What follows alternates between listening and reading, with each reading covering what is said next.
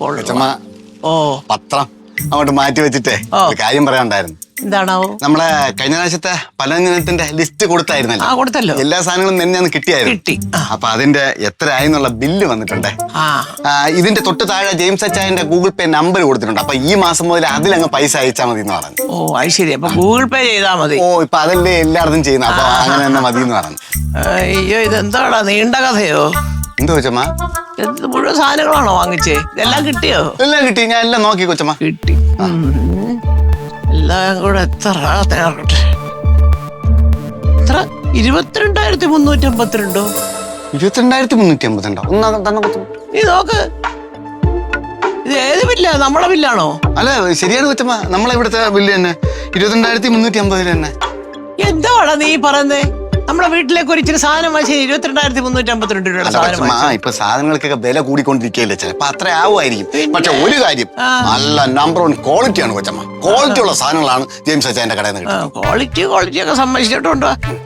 22,352 രൂപയ്ക്ക് സാധനം വാങ്ങിച്ചെങ്കില് എന്തോ പന്തികളുണ്ട്. ഞാൻ നോക്കട്ടെ. അല്ല ഒരു കാര്യം, നീ ഈ സാധനം വാങ്ങിക്കാനുള്ള ലിസ്റ്റ് എഴുതിയത് ആരുടെ കൂടെ ഇരുന്നിട്ടാ?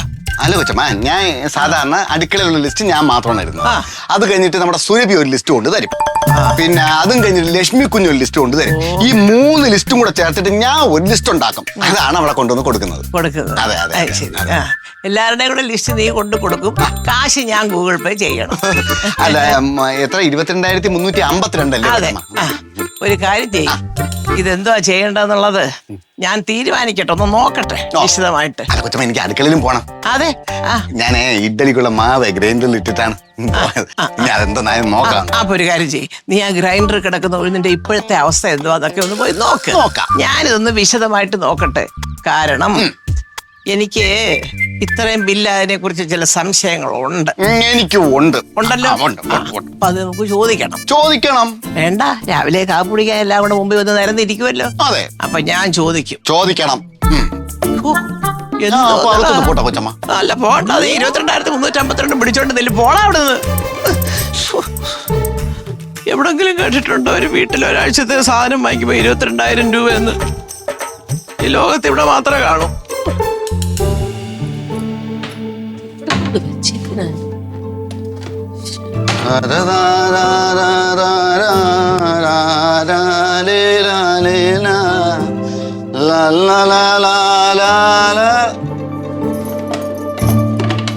ഹലോ, എന്തോ തരുന്നേ?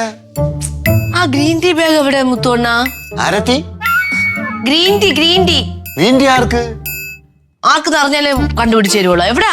അല്ലല്ല, ഗ്രീൻ ടീ ഇവിടെ ആരും ഉപയോഗിക്കില്ലല്ലോ. ആര് പറഞ്ഞ? ഇനി അങ്ങോട്ട് ഉപയോഗിക്കും. ഇനി അങ്ങോട്ട് ആര് ഉപയോഗിക്കും? പ്രതീക്ഷണ്ണന്. പ്രതീക്ഷ പാലും വെള്ളത്തിലും മധുരം കൂട്ടി അടിക്കുന്ന ആള് എന്താ പറയണേ? ഇനി പ്രതീക്ഷണ്ണന് ചായ കോഫി ഒന്നും വേണ്ട. ഇനി മുതല് പ്രതീക്ഷണ്ണന് ഗ്രീൻ ടീ മതി. അയ്യോ, ആര് പറഞ്ഞത്? ഞാൻ പറയുന്നു. അല്ല, പ്രതീക്ഷ പറഞ്ഞാലേ ഞാൻ സമ്മതിക്കുള്ളൂ. അണ്ണാ, പ്രതീക്ഷണ്ണന് ചെറിയൊരു കൊളസ്ട്രോളിന്റെ ആരംഭമുണ്ട്. പ്രതീക്ഷന്റെ ഒരു ഫ്രണ്ട് ഉണ്ട്, ഡോക്ടർ. അണ്ണനെ വിളിച്ചപ്പോ ഞാൻ ഫോൺ എടുത്തത്. അപ്പൊ എന്റെ പറഞ്ഞു നീ സൂക്ഷിക്കണോ?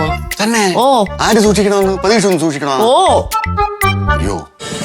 ഫ്ലവേഴ്സ് ഒരുക്കുന്ന കാഴ്ച വസന്തം യൂട്യൂബിൽ പ്രേക്ഷകർക്ക് ലൈവായി കാണാം. ഫ്ലവേഴ്സ് കോമഡിയിൽ ജോയിൻ ചെയ്യൂ, ആസ്വദിക്കൂ.